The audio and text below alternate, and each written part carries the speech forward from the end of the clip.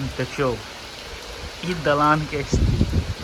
आब एतबा पानि पड़तै जे एहिठाम पानि लागऽके पूरा संभावना, जेना पूरा पोखरि भऽ जेतै। ओकरा राखल छै गिट्टी सब, गिट्टी। की हाल चाल अहाँ सबके? लगातार 2 दिनसँ 3 दिनसँ पानि पड़ि रहल छै। बाँकी भागलपुर एम्हर मोतिहारी सब पूरा एकदम डूबि रहल छै। डूमि रहल कि जे पूरा डूमि गेल छै एकदम। देख रहल छै कि पूरा घर तर एकदम खसि रहल छै। नदी के बहाव एतेक छै गंगा जी के कि पूरा घर लऽ दऽ कऽ सब पार। आब एम्हरो आबि गेल छै। आब एम्हर की हेतै पता नहि, लेकिन लागि रहल छै जे भारी एकदम। एखन लगातार पानि छूटि नहि रहल छै, कतहु निकलिओ नहि रहल छै जे कतहु ब्लॉग बनायब, किछु नहि। घरमे चुपचाप बैसल चलि रहल छै। देखियौ की स्थिति छै, देखाबै छै। देखियौ लगातार 2 दिनसँ जे पानि पड़ि रहल छै, तुलसी चौड़ाके देखियौ। एकटा गाछ भारी छै, ऊपरसँ देखियौ पानि जे लदा गेलैए पूरा लिद गेलैए, मतलब आब बान्हऽ पड़तै, मतलब पूरा उखड़ि जेतै गाछ। देखै छियै, देखियौ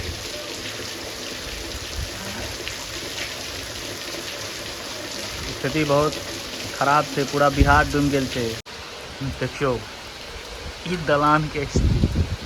आब एतबा पानि पड़तै जे एहिठाम पानि लागऽके पूरा संभावना, जेना पूरा पोखरि भऽ जेतै। ओकरा राखल छै गिट्टी सब, गिट्टी बालू सब। घर बननाइ तैयार भेलै कि देखियौ उम्हर पानि पड़नाइ शुरू। झटक पूरा छै, देखै छियै, देखियौ।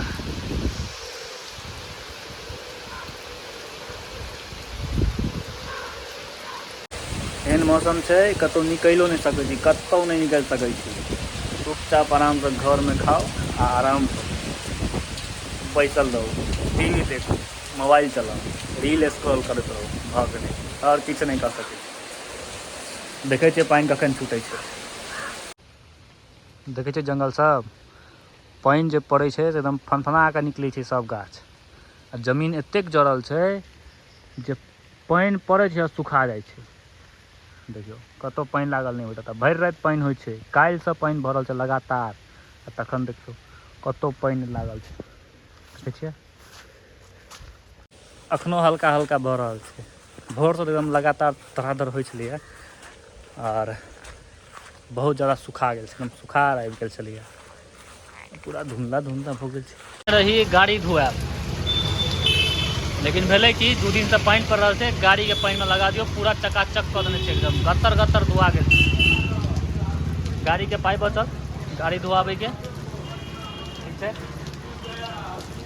आब देखै छियै एखन 2 दिनके तऽ एखन 28 तक देलकै पानि तारीख होइके, तऽ गन्दा हेबे करतै। किएकि थाल किछु तऽ भयङ्कर भऽ गेलै। आब हमर जे रोडमे हम जाइ छी, ओहि रोडमे तऽ बाइकके हालत एकदम बुझू जे जर्जर भऽ जाइ छै। तऽ पानि छूटत, सुखेतै, तकर बादे गाड़ी धुएबै। एखन पूरा एकदम धुआ गेल छै।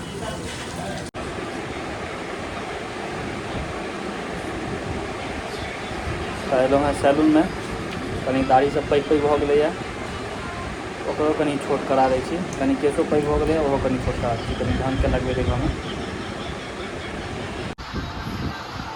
देखियौ क्लिप लागि गेलै, देखै छियै केश देखियौ कतेक टाके छै। लागैए मुखियाके छै, ताहि दुआरे छोट लागैए, तऽ छै बड़ी बढ़िआँ टाके। ओतऽ नब्बे देखियौ कतेक टाके छोट लागै छै मुखिया दुआरे। आ दुनू साइड क्लिप लागि गेलैए। आब शुरू हेतै।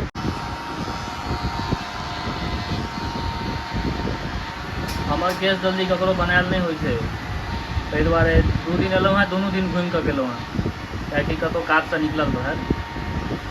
आइ एलहुँ हेँ तऽ आइ शायद हिनके टासँ बनाबै छी हम केश। हमर केश 1 नम्बर बनाबै छै, एकदम सटीक पूरा।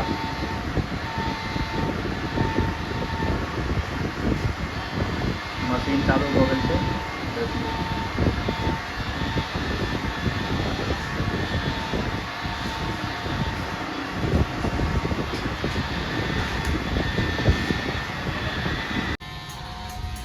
केश जे देखै छै एतेक बड़का, कि हम सीधा करने छै कमसँ कम 10-12 बेर। 24-25 हज़ार रुपया बुड़ेने छियै एहिमे, लेकिन तैयो अगर एक बेर सीधा करा लै छै ने आदमी, तऽ बेर सीधा कराबऽ पड़ै छै मजबूरीमे।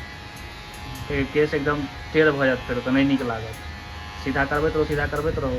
एहिके चक्करमे हमरा 24-25 हज़ार रुपया खर्चा भऽ गेल। लेकिन एक दिन की भेलै कि एक दिन एकटा आदमी टपकि गेला, पूरा केश कटबऽ पड़लै, तकर बाद सीधे करेनाइ छोड़ि देलियै।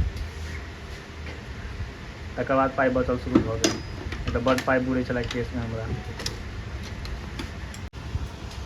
देखियौ दोनों साइड भऽ गेलै छोट, बीचमे छै पैघ, ओ कनि आब हेतै छोट, एकरो कयल जेतै किएकि बेसी पैघ नीक नहि लागै छै। और कनि ओकरा बाद दाढ़ी सेटिंग। ठीक छै, हाँ। 9 बजे दुकान खोलत आ 7 बजे चलि जायत। यही होना चाहिए दुकान के नियम जे 7:30 बजे दुकान खोलू, कर धंधा के नियम छै। अहाँ टिकट तऽ ई साइड ओहि साइड भऽ गेलै, ऊपरो हल्का छोट भऽ गेलै। एखन कनि सुखायल छै केस, ताहि दुआरे बेसी पैघ लागैत हैत।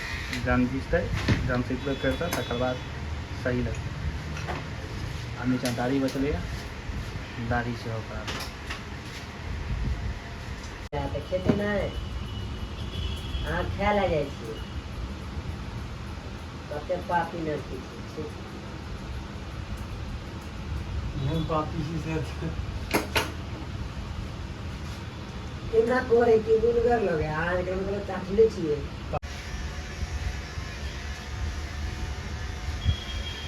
चल ठीक छै। 3 मिनट के बाद बनले हैं।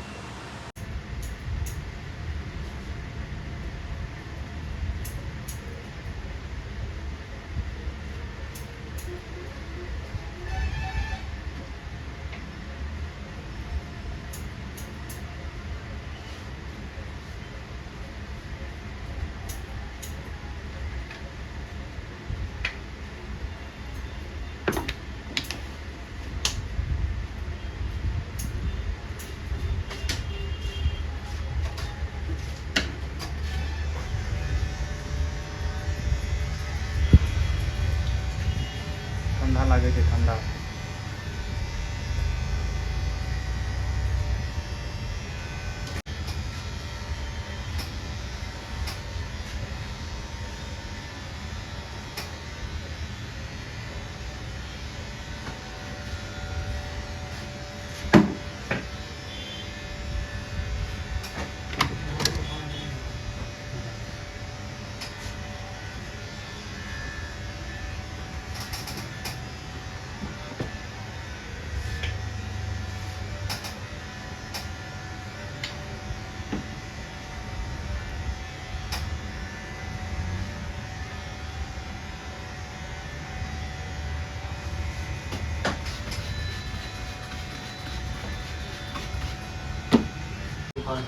देखियौ भऽ गेलै, आब ठीक लागै छै। बहुत बहुत भऽ गेल छलै।